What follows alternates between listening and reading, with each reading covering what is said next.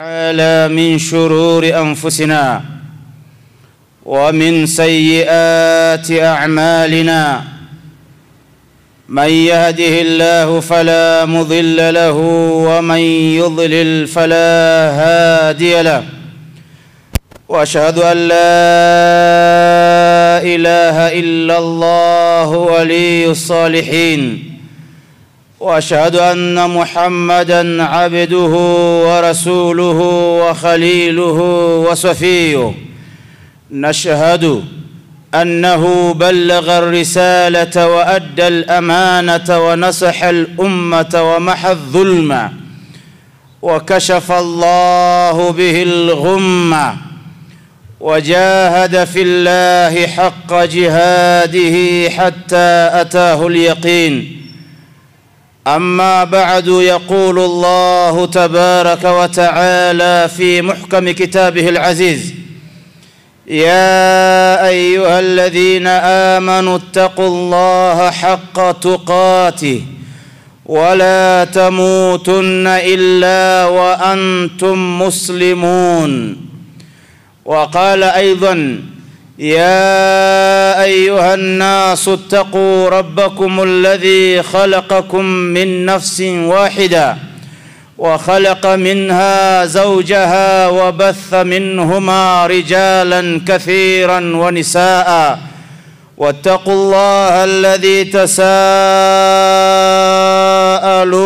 به والأرحام إن الله كان عليكم رقيبا. يا أيها الذين آمنوا اتقوا الله وقولوا قولا سديدا يصلح لكم أعمالكم ويغفر لكم ذنوبكم ومن يطع الله ورسوله فقد فاز فوزا عظيما. اللهم اجعلنا من الفائزين فوزا عظيما.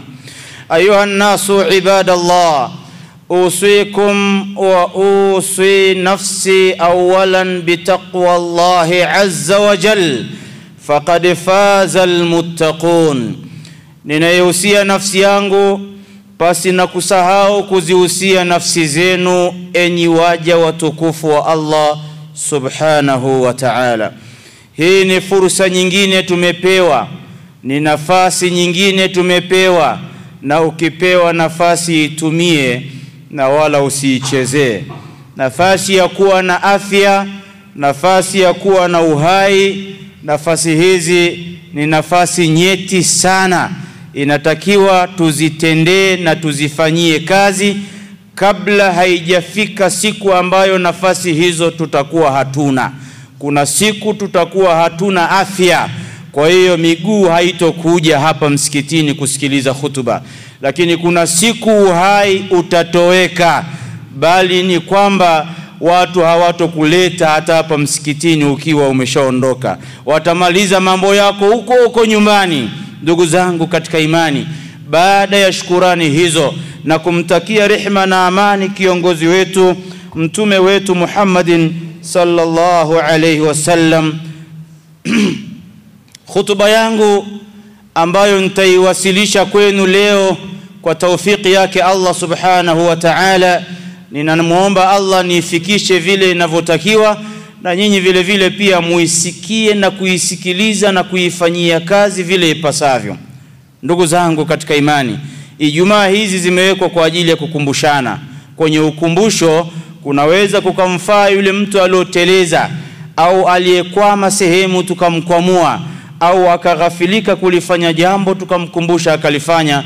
Na ndio maana imewekwa taratibu hizi nzuri, na muasisi wetu mtume Muhammadin sallallahu alaihi wasallam ndiyo aliozitumia mimbari hizi kuwaasa waumini wa zama hizo, na ametuachia athari nzuri mpaka leo tunaendelea hivyo, na sisi tukiondoka watakuja wengine wataendelea na utaratibu huu. Ndugu zangu katika imani, mada yangu nitazungumzia kuomba msamaha, al-istighfaru. Al-istighfar ni tabia njema walizoishi nazo mitume wote walioletwa katika hii dunia, kuanzia Nuhu, bali kuanzia baba yetu Adam. waliomba msamaha kwa makosa walioyatenda. Na kitendo cha kuomba msamaha ni dalili kwamba wewe ni mtu unayejitambua, ni dalili kwamba yupo Allah subhanahu wa ta'ala atakuuliza kwa yale makosa uliyoyafanya. Ndugu zangu katika imani, ikiwa mitume wote waliomba misamaha, wako miongoni mwao walifanya makosa kwa kuteleza, waliomba msamaha baada tu ya kuteleza na Allah akawasamehe. Na wako wengine walikuwa ni tabia yao kuomba msamaha hata kama hawajateleza, ikiwa wao ndio watu bora waliochaguliwa na Allah katika hii dunia na wamekuwa maasumun, wameepushwa na kufanya makosa, bali wamesamehewa madhambi yao. Pamoja na sifa zao hizo, haikuwapelekea wao kuacha kuomba msamaha kwa Mola wao. Kwa hiyo msamaha ni ibada ambayo ni jalila, ibada tukufu sana. Sisi tuliojaa madhambi, sisi ambao tumejaa mapungufu, macho yetu yana mapungufu kutazama vya haramu, masikio yetu yana mapungufu kusikiliza vya haramu, midomo yetu ina mapungufu kuzungumza vya uongo na kula vya haramu, bali miili yetu imejaa mapungufu makubwa sana. Ikiwa mitume walikuwa hawana mapungufu na waliomba msamaha, sisi ni aula zaidi tuliojawa na mapungufu mengi katika zama ambazo wema wanaonekana ndio waovu, katika zama ambazo anayefanya jambo jema ndo anaonekana kachelewa. Tuko kwenye zama ambazo mcha Mungu ndo anaonekana kachelewa. Tuko kwenye zama ambazo kioo cha jamii sio yule anayefanya ibada. Tuko kwenye zama ambazo kioo cha jamii ni yule anayetembea uchi mtaani. Kioo cha jamii ni yule msanii anayepanga maneno. Kioo cha jamii ni yule anayetumbuiza kwenye stage usiku kucha. Huyo ndo anaonekana kioo cha jamii. Tuko kwenye zama hizo. Hizi ni zama ambazo zinatakiwa sana tuombe msamaha kila wakati. Ndugu zangu katika imani, msamaha una faida kubwa sana. Msamaha unaleta kheri, msamaha unaleta baraka, msamaha unafuta madhambi, msamaha unaleta riziki, msamaha unaleta watoto, msamaha unaleta maisha mazuri katika dunia. Ruya anna rajulan, imepokewa kwamba mtu mmoja kipindi hicho cha tabiina alienda kushtaki kwa Hasan al-Basri. Hasan al-Basri naye alikuwa ni tabiina, ni mtu mwema, alikuwa amesimama kwenye mema, alisimama kwenye mambo ya istighfar. Aliulizwa na mtu wa kwanza, ya Hasan al-Basri, ewe Hasan al-Basri, na kushtakia ukame, mvua hakuna, nini tufanye wewe kama kiongozi? Kiongozi anamjibu yule mtu, anamwambia istaghfirillah, muombe msamaha Allah, na hiyo ndo solution ya kuja kwa mvua. Akaondoka, akaja mwingine wa pili, akamwambia ya Hasan al-Basri, nina mashtaka, maisha yamekuwa magumu, umasikini, ufakiri katika jamii. Wewe kama kiongozi, tupe mwongozo wako, nini tufanye ili ufakiri na umaskini na dhiki ya maisha iondoke? Hasan al-Basri anamwambia yule mtu wa pili, istaghfirillah, muombe msamaha Allah. Solution ya kuondokewa kwa matatizo, kuondokewa kwa ufakiri, kuondokewa kwa umasikini na shida ya maisha, solution yake istaghfirillah, muombe msamaha Allah subhanahu wa ta'ala.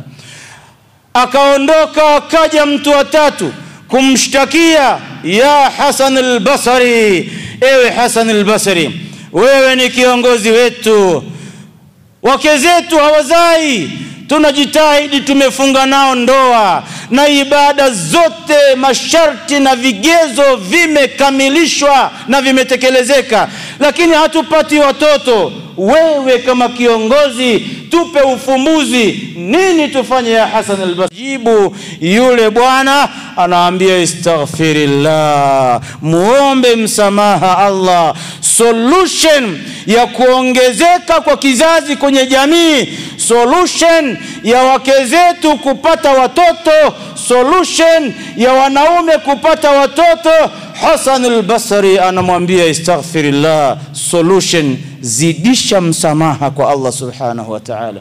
Akaondoka watatu, akaja wanne, aambia ya Hasan al-Basri, tunalima lakini mazao hayakui, hayamei wala hayaleti tija.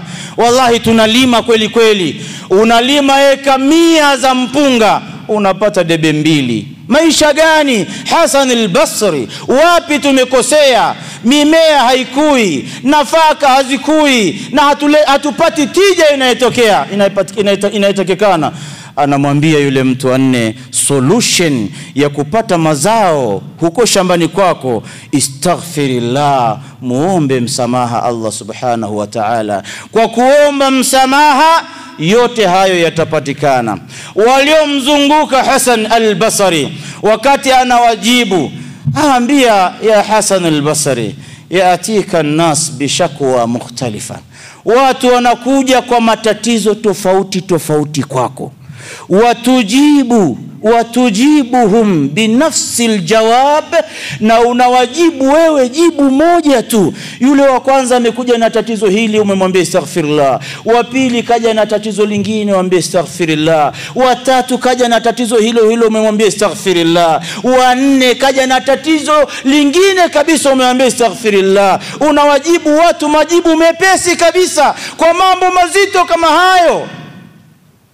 Hasan al-Basri anasema, ma qultu li nafsi shay'an, mimi haya majibu sijayasema mimi. Innama Allahu ta'ala yaqulu fi surati Nuh, haya ni majibu ambayo Allah ameyatoa katika suratu Nuh pindi aliposimulia habari za Nabii Nuh toka zama hizo, na zimewekwa kwenye Qur'anul Karim. Allah ametoa muongozo na solution ya matatizo yenu pale alipomwambia Nuh, alipowaambia watu bilisani Nuhin alayhi wa ala nabiyina afdalus salatu wassalam, istaghfiru rabbakum innahu kana ghaffara yursilis samaa alaykum midrara wa yumdidukum bi amwalin wa banin wa yaj'al lakum jannatin wa yaj'al lakum anhara. Majibu manne katika aya moja.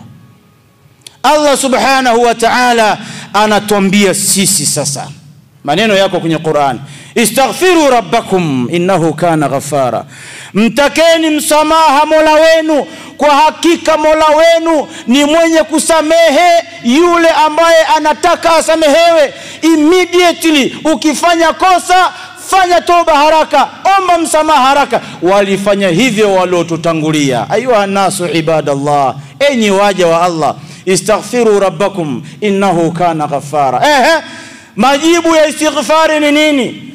Baada ya Allah ametuambia tumuombe msamaha yeye, tukikuomba msamaha wewe Allah unatupa nini? Majibu yako aya inayofuata, yursilis samaa alaykum midrara, mvua zitanyesha kwa wakati na zenye manufaa. Sio tu kunyesha, zinanyesha mvua kwa wakati na zenye manufaa kwenye mazao yetu. Maana kuna kipindi mvua itakiwi inyeshe ili maua yaliopo kwenye mibuni kahawa ile maua yaweze kushika vizuri, kwa sababu mvua ikinyesha maua yatapukutika na mwisho wa siku watu wakulima wa kahawa hawatopata chochote. Kwa hiyo yursili samaa alaykum midrara, atakuleteni kutoka mawinguni mvua midrara ambayo inakuja kwa step by step. Hilo la kwanza.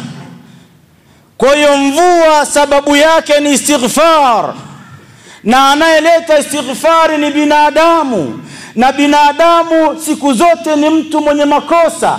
Kullu bun adam khata'un wa khairul khata'ina at-tawwabun. Binadamu yoyote anakosea, anateleza, lakini yule atakayefanya msamaha, akaomba msamaha, yeye ni sababu ya kusamehewa kile alichokosea, lakini ni sababu ya mvua kuja. Istaghfiru rabbakum innahu kana ghaffara yursilis samaa alaykum midrara wa yumdidukum biamwalin. Lakini mtapata kutunukiwa mali zenu zitakuwa na tija kwenye maisha yenu. Wafanya biashara watafanya biashara, wataiona faida kwenye biashara yao. Leo katika dunia tulionayo, kila mmoja analia, maskini analia maisha magumu. Mwenye uwezo, mfanya biashara, tajiri analia maisha magumu. Anayeongozwa analia maisha magumu. Anayeongoza analia maisha magumu.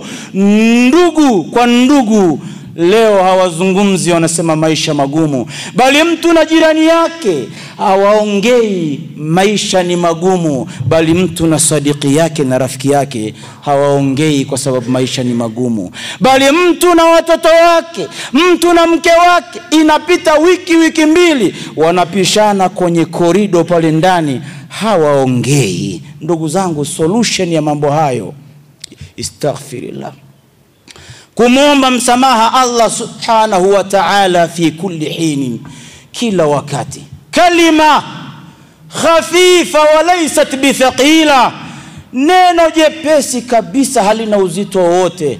Kalima taquluha, neno unalolisema, astaghfirullah astaghfirullah astaghfirullah. Kalima khafifa, neno dogo sana, halihitaji kwenda kuchukua udhu ndo uliseme, halihitaji wewe ukaoge janaba ndo uliseme, halihitaji wewe uingie msikitini ndo uliseme.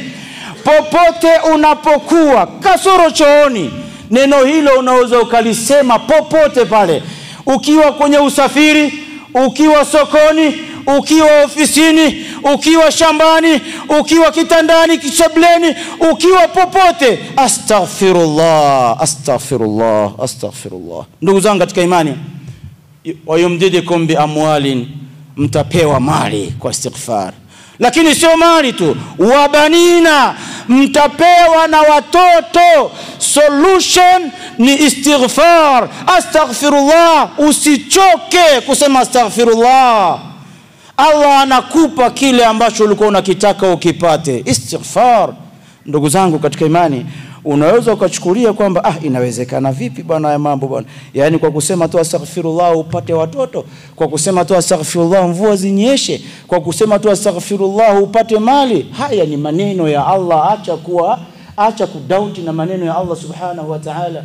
Usitumie akili yako kupinga maneno ya Allah subhanahu wa ta'ala. Yamewekwa kwenye Qur'ani, wa yutla ila an taquma saa, na huyu ndo Allah subhanahu wa ta'ala anatoa ufumbuzi kwenye shida zetu na matatizo zetu.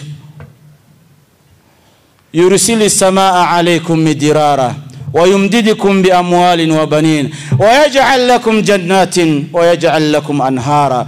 Kuhusiana na wakulima, maji yatapatikana, mtafanya irrigation kwenye kilimo chenu, mito itafunguka. Leo mito imekauka, ilikwepo zama hizo mito mikubwa imekauka, imebaki mchanga. Kwa kufanya istighfar, ile mito itarudi na watu watafanya kilimo cha irrigation system. Maji yanahifadhiwa kwenye mito, yanahifadhiwa kwenye mabwawa, yanahifadhiwa kwenye maziwa. Watu wataunganisha pampu zao, watavuta maji kwenda shambani, mabustani yatamea. Nini sababu yake? Al-istighfar. Istighfar. Ndugu zangu katika imani, Allah subhanahu wa ta'ala anatuambia kwenye Qur'ani tukufu, wama kana Allahu liyu'adhibahum wa anta fihim wama kana Allahu mu'adhibahum wa hum yastaghfirun. Mambo ni mawili. Hasan al-Basri, huyu Ibn Abbas, salafu salih, hawa ni masahaba walioishi na Mtume sallallahu alaihi wasallam. Anasema kipindi cha Mtume kulikuwa kuna amani mbili.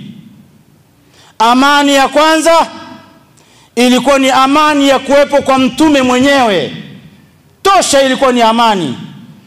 Yani kitendo cha kupata amani kutokana na dhiki na shida na ujeuri waliofanywa na makureishi pale Makka. Waliteswa, walidhalilishwa, walikejeliwa, bali mtume alifukuzwa pale katika mji wa Makka. Kitendo cha kuwepo kwake tu Allah alisimamisha makombora, malaika waliotumwa kwa ajili ya kuja kuteketeza ile sehemu. Makuraishi waliokuwa wakimpinga mtume wote walistopishwa. Kwa sababu gani? Yuko mtume wa rehma, mtume ambaye ana huruma kwa watu wote. Zama zilizotangulia kabla ya mtume, ukifanya kosa punishment inakuja hapo hapo. Kipindi cha Lut watu walifanya liwat na wanaume, ikaja adhabu kutoka juu, ikageuzwa ardhi, ikapinduliwa na watu wakasagwa. Kipindi cha Saleh watu waliambiwa msimuue huyu ngamia, wakamuua, adhabu ikaja immediately. Kipindi cha Nabii Musa watu waliambiwa kadha wasifanye, kaja adhabu ikawaangamiza.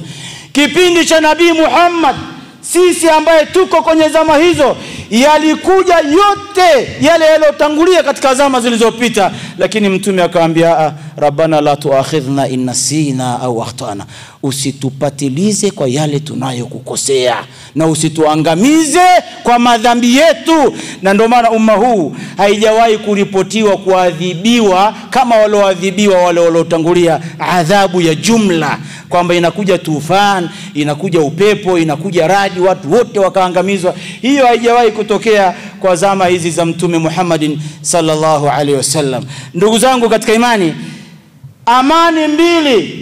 Ibn Abbas anasema amani ya kwanza ilikuwa ni amani ya kuwepo mtume sallallahu alaihi wasallam.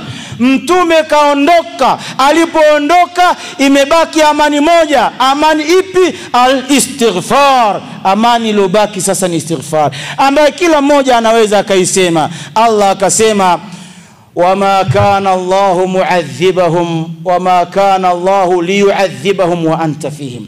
Haikutokea Allah kuadhibu watu na wewe ukiwepo mtume pamoja nao, adhabu ilipita pembeni. Wama kana Allahu mu'adhibahum, na Allah subhanahu wa ta'ala haijatokea kuadhibu watu wa hum yastaghfirun, hali ya kuwa wanaomba msamaha. Kwa hiyo yeyote katika sisi ulimi wake ukatumika kuomba msamaha, ni sababu ya sisi wengine kupata amani na iqabu ya Allah subhanahu wa ta'ala. Istaghfiru rabbakum innahu kana ghaffara. aqulu ma sami'tum wa astaghfirullaha li wa lakum wa lisairil muslimina wal muslimat fattaibu min adh-dhanbi kaman la dhanba lah. Astaghfirullaha wa tubu ila Allah. Alhamdulillahi wahdah والصلاة والسلام على من لا نبي بعده نبينا محمد وعلى آله وأصحابه أجمعين وبعد. Nabii Adam pindi alipoambiwa asile mti, wala taqraba hadhihi shajara, msiusogelee mti huu, walipousogelea walifanya makosa. Walipofanya makosa hawakubweteka, hawakumlaumu sheitani, wewe ndio umetusababishia matatizo hayo, bali haraka sana walirudi kwa Allah subhanahu wa ta'ala, wakasema rabbana dhalamna anfusana wa illam taghfir lana wa tarhamna lanakunanna minal khasirin. Ewe Allah, tumeidhulumu nafsi yetu, na kama hautotusamehe na kutuonea huruma, sisi itakuwa ni wenye hasara kubwa sana. Kwa hiyo walipofanya makosa Adam na Hawa, ikawa ni sababu ya kutubia na toba yao ikakubalika kwa Allah subhanahu wa ta'ala. Ndugu zangu katika imani, kosa lolote ukilifanya, kiri kwanza umefanya kosa, lakini la pili liombe msamaha. Allah hana bifu na mja, amewaumba sio kwa ajili ya kuadhibu, amewaumba kwa ajili ya kushusha huruma zake kwenu. Kwa hiyo Allah hajaleta system ya kuadhibu watu. Ndugu zangu katika imani, Nuh alayhi salatu wasalam, huyu ni miongoni mwa manabii walioishi miaka mingi sana. Mnajua aliishi miaka mingapi? 1000 sana illa 50 ama, miaka 950. Ndugu zangu katika imani, pamoja na miaka yote hiyo, maisha yake siku zote dauman wa daima alikuwa akisema wa illa taghfirli wa tarhamni akun min alkhasirin, usiponihurumia, usiponisamehe, mimi nitakuwa ni mwenye hasara kubwa sana. Ndugu zangu, tunashindwa nini kusema hayo maneno? Mbona tuna madhaifu makubwa lakini istighfari hatuleti? Hawa ndio viongozi wetu waliotutangulia, walileta istighfar na waliishi miaka mingi sana. Sisi kuna haja zaidi ya kuleta istighfar kwa sababu makosa tulionayo ni mengi sana. Ndugu zangu katika imani, Ibrahim alayhi salatu wasalam, huyo aliitwa Khalilullah, rafiki wa Allah subhanahu wa ta'ala, alladhi ikhtarahu an yakuna khalila, alimchagua awe ndo rafiki bora. Lakini pamoja na hayo hakuchoka kusema maneno hayo, hakuchoka kusema maneno haya, wa atma walladhi atma'u an yaghfira li khati'ati yawm ad-din, nina mategemeo makubwa mimi kwamba Allah subhanahu wa ta'ala anisamehe makosa yangu. Nabii Ibrahim anaomba istighfar kwamba Allah amsamehe. Mimi na wewe ni aula zaidi kuleta istighfar, makosa tulionayo ni mengi sana. Sio hilo tu, Nabii Ibrahim alikuwa anamuomba Allah, Rabbi ja'alni muqima as-salah, ewe Mola nijalie niwe miongoni mwenye kusimamisha swala. Unamuomba Allah hata wewe ambaye ni mvivu kwenye swala. Maana mara nyingine ni uvivu tu, ukikumbusha sema bwana nimepitiwa. Sema umwambie Allah, Rabbi ja'alni, ewe Mola nijalie muqima as-sala, niwe nasimamisha swala. Allah atakujalia tu. Mitume waliomba na walifanikiwa. Wewe ni nani ukiomba usifanikiwe? Istighfar Musa alayhi salam, msamaha wa Nabii Musa alayhi salam lamma qatala ar-rajulu khata'an, pale alipomuua mtu kwa bahati mbaya. Unakumbuka kisa cha Nabii Musa? Alipita mtaani huko akakuta makabila mawili wanapigana, moja kabila lake, moja kabila la Firaun. Yeye katika kumsaidia kabila lake, bahati mbaya kabila la Firaun, yule kijana akaja juu kwa sababu ni mtoto wa ndani ya nyumba wa Firauni. Nabii Musa hakumkawiza, alirusha tu Jordan Zuki, basi ikawa ndo qalu inna lillahi wa inna ilayhi raji'un. Sasa kafanya bahati mbaya, hakukusudia kuua, lakini alikuwa anataka mfunze tu adabu, mtu kanyoka. Famadha hadatha, nini kilichotokea? Musa alivogundua tayari shaua mimi, alisema Rabbi inni dhalamtu nafsi faghfirli, ewe Mola mimi nimeidhulumu nafsi yangu kwa kumuua huyu bahati mbaya, nisamehe. Qala ta'ala faghafara lahu, Allah akamsamehe dhambi yake. Wewe ni nani mpaka usisamehewe dhambi yako kwa makosa unayoyafanya? Istighfaru Yunus alayhi salatu wasalam fi batn al-huti, istighfar ya Nabii Yunus pale alipokimbia da'wa, akaanza safari, akapanda boti, alipofika baharini akatupwa. Alivotupwa mule akamezwa na hut, chewa, samaki mkubwa akammeza. Ndugu zangu katika imani, kilichomwokoa mule ndani istighfar. Alifanya istighfar, huwa fi 3 dhulumat, alikaa kwenye viza vitatu: kiza cha tumbo la samaki, kiza cha usiku na kiza cha usiku, kiza cha bahari. Ndani ya bahari kuna kiza kule, lakini giza la tumbo la samaki, 3 dhulumat. Ndani humo alikumbuka istighfar kwamba hakuna kitakachoniokoa hapa isipokuwa ni istighfar. Aliomba istighfar gani? Nasi leo tunakumbushwa istighfar. Utakapopatwa na matatizo makubwa, omba hii istighfar, utapata faraja na na nusura ya Allah inashuka hapo kwako haraka iwezekanavyo. Nabii Yunus alisema la ilaha illa ant subhanaka inni kuntu minadh-dhalimin, la ilaha illa anta subhanaka inni kuntu minadh-dhalimin, la ilaha illa anta subhanaka inni kuntu minadh-dhalimin. Samaki akamtema, maisha yakaendelea. Unashindwa nini kuleta istighfar kwenye mambo makubwa ulionayo? Ni yepi hayo makubwa unayoyaona?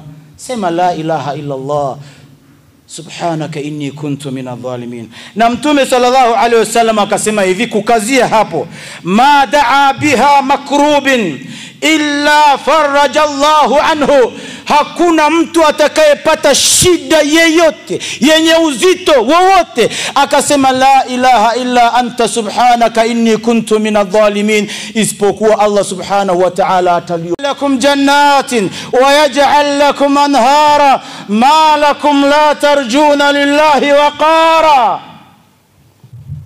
Mbona mnayapeleka matatizo yenu kwa binadamu wenzenu? Allah milango kaifungua. Pelekeni matatizo yenu kwa Allah subhanahu wa ta'ala bil istighfar.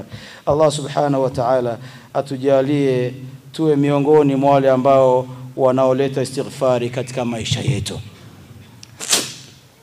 Inna Allaha wa malaikatahu yusalluna ala nabi ya ayyuhalladhina amanu sallu alayhi wa sallimu taslima.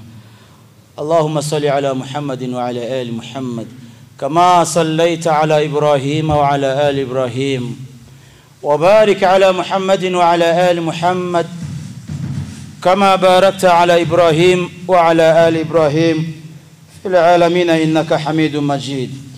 اللهم ارض عن الخلفاء الراشدين منهم أبو بكر وعمر وعثمان وعلي وعن بقية صحابة رسول الله صلى الله عليه وسلم أجمعين. اللهم اجعلنا من التوابين واجعلنا من المستغفرين بالأسحار. اللهم اغفر ذنوبنا واستر عيوبنا وتجاوز عن تقصيرنا. اللهم كما غفرت للأنبياء وعبادك الصالحين، اللهم كما غفرت لأنبيائك وعبادك الصالحين اغفر لنا ولوالدينا وللمسلمين. اللهم ارفع عنا البلاء والفتن ما ظهر منها وما بطن. اللهم أصلح قلوبنا ونق نفوسنا واهد شبابنا واحفظ أوطاننا. وصلى الله على نبينا محمد وعلى آله وصحبه أجمعين. إن الله يأمر بالعدل والإحسان وإيتاء ذي القربى وينهى عن الفحشاء والمنكر والبغي يعظكم لعلكم تذكرون. اذكروا الله العظيم الجليل يذكركم واسألوه على نعمه يزدكم ولذكر الله أكبر والله يعلم ما تصنعون. وأقم الصلاة.